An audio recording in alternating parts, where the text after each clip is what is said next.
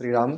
हमारे शास्त्रों में दीपदान को बहुत बड़ा पुण्य माना गया है। अग्नि पुराण के 200वें अध्याय में कहा गया है कि दीपदान के समान ना तो कोई व्रत है ना कोई पुण्य होता है। दीपदान करने से ही व्यक्ति को धन की वैभव की प्राप्ति होती है।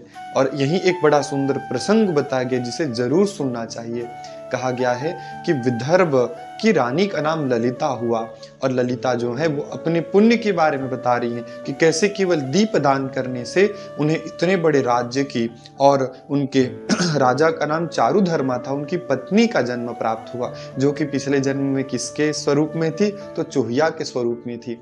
देविका नदी के किनारे कथा आती है कि वह एक चूहे का जन्म पाई थी, और वहां किसी ने भगवान विष्णु जी के मंदिर में दीप जलाया हुआ था।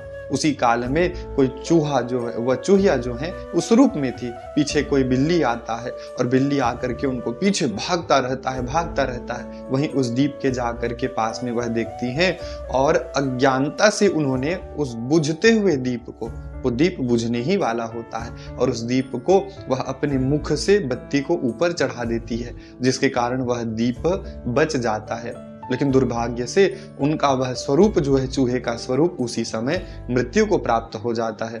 और उसी के फल स्वरूप अगले जन्म में उन्हें बहुत बड़ी रानी का जन्म प्राप्त होता है। तो सोचिए, अज्ञानतावश उन्होंने एक दीप की रक्षा की, जिसके कारण उनको इतनी बड़ी रानी का जन्म प्राप्त हुआ।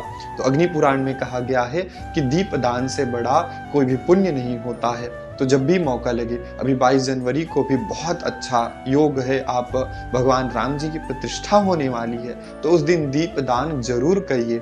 अग्नि पुराण में भी कहा गया है कि जो भी भगवान के मंदिर में दीप जलाता है उसके भाग्य की वृद्धि हो जाती है, उसका यश चारों लोक में जरूर फैलता है। और अगर आप बहुत परेशान हैं अपने जीवन में, बहुत ज्यादा कष्ट है, तो अग्नि पुराण में ही कहा गया है कि यदि आप निरंतर 1 साल तक के देव मंदिर में यदि दीपक जलाते हैं, निरंतर दीपक जलाते हैं, तो आपका कितना भी बड़ा दुर्भाग्य हो, आपके कितने भी बड़ा जीवन में कष्ट हो, वो दूर हो सकता है।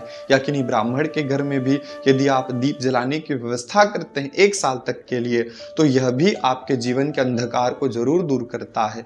तो बहुत सरल विधि है। कहा गया है कि इससे सरल कोई विधि नहीं है कि किसी के यहाँ आप दीप जलाएं, किसी मंदिर में दीप जलाएं, और दीप जलाने से बहुत पुण्य की प्राप्ति होती है। तेल से दीपक जलाइए, यदि आपके पास बहुत ज्यादा व्यवस्थाएं हैं तो घी से दीपक जलाइए, अखंड जलाइए, नित्य जलाइए। दीपक जलाने वाला व्यक्ति कभी भी दरिद्र नहीं होता है। तो अग्नि पुराण की यह कथा है, इस कथा से दीपदान का महत्व प्राप्त होता है। अभी बड़े प्रेम से दीपदान जरूर करिए। जय श्री राम।